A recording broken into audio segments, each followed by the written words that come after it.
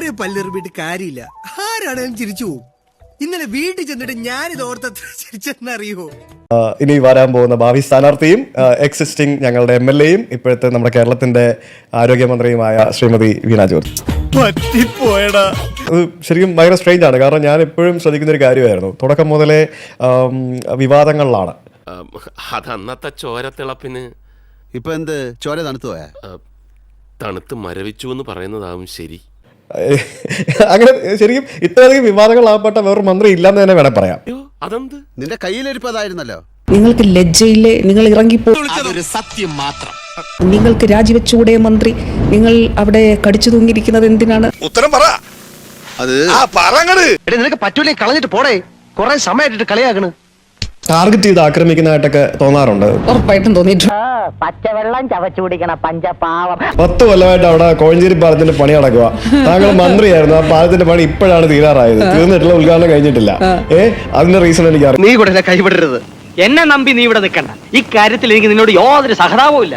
അത്രയ്ക്ക് നീ ഇവിടെ കിടന്ന് അഹങ്കരിച്ചില്ലേ? അടുത്ത് ടെൻഡർ ചെയ്തു. 6 തവണ ടെൻഡർ ചെയ്തു. ഒരു ടെൻഡർ എന്ന് പറഞ്ഞാൽ കിഫ്ബിയുടേത് 30 ദിവസം മിനിമം ടെൻഡർ ഓപ്പൺ ചെയ്തെടുത്ത് അതിൽ ആളില്ല, അല്ലെങ്കിൽ ഒരാളെ ഉണ്ടാവുള്ളൂ. അങ്ങനെ 6 തവണ ടെൻഡർ ചെയ്തു. അപ്പോൾ മിനിമം 30x6 തന്നെ അത്രയും 1 വർഷം എടുത്തു. അപ്പം 4.5 വർഷം. നിന്റെ ഇഷ്ടത്തിന് എനിക്കൊന്നും ചെയ്തു തരാനല്ല കാശ് നിർത്തിയിരിക്കുന്നത്. എന്തോന്നാ നിനക്ക് ഇവിടെ ഇത്ര മല മറിക്കുന്ന പണി? ഈ കത്രിക കേസിൽ എന്താണ് അന്വേഷണം ഇപ്പൊ നടന്നത്? ഈ ചൈന ഭാഷ പറയുന്നോടാ. അതിനുശേഷമുള്ള അപ്ഡേറ്റ് എന്താണ്? ഫോർസെപ്സിന്റെ കാര്യത്തിൽ ശരിക്കും ഇത് 2017 ലാണ് ഒരു എനിക്കൊന്നും മനസ്സിലാവുന്നില്ല. കോഴിക്കോട്ടുള്ളൊരു വിഷയം ഉണ്ടാകുന്നത്, അർഷീന എന്ന യുവതിയുടെ വിഷയം ഉണ്ടാകുന്നത്. ഇത് രണ്ടാമത് ഉഷ ജോസഫിൻ്റേത് കഴിഞ്ഞ നിയമസഭാ തെരഞ്ഞെടുപ്പിൽ കഴിഞ്ഞ ശേഷമുള്ളത്. പുതിയ മന്ത്രിസഭ സത്യപ്രതിജ്ഞ ചെയ്തില്ല വാസ്തവത്തിൽ ആ സമയത്ത്. അതിനൊന്നും ഇല്ലേ?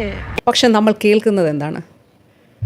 കേരളത്തിന്റെ സർക്കാർ ആരോഗ്യ മേഖല തകർന്നു, വെന്റിലേറ്റർ. മൊത്തത്തിലൊരു അഭിപ്രായമുണ്ട്. കാര്യം സത്യമാണെങ്കിലും എനിക്ക് അംഗീകരിച്ചു കൊടുക്കാൻ പറ്റുമോ?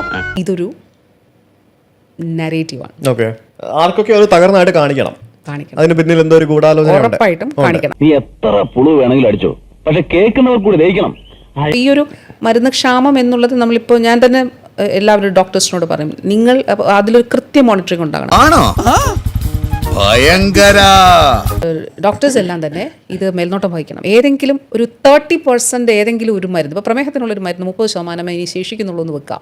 30% ആകുന്നതിന് മുൻപ് അറിയിക്കണം വെയർ ഹൗസിൽ, മരുന്ന് സപ്ലൈ ചെയ്തിരിക്കണം. അപ്പോൾ ഇതിപ്പോൾ ഒരു കണ്ടിന്യൂസ് സപ്ലൈ എൻഷുർ ചെയ്യും.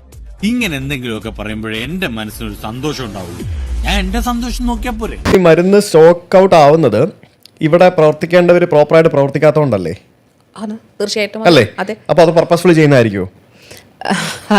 ദൈവമേ, മൂർഖനെയാണല്ലോ ചവിട്ടിയത്. പട്ടിയുടെ വാല് 12 കാലം കൊള്ളിട്ടിട്ട് എന്താ കാര്യം? പട്ടിക്ക് കൂടി തോന്നണ്ടേ അത് നിവർത്തിയെടുക്കണോന്ന്? കഷ്ടം. ഞങ്ങൾ അങ്ങ് ഇറങ്ങട്ടെ. ആയിക്കോട്ടെ, സന്തോഷായി.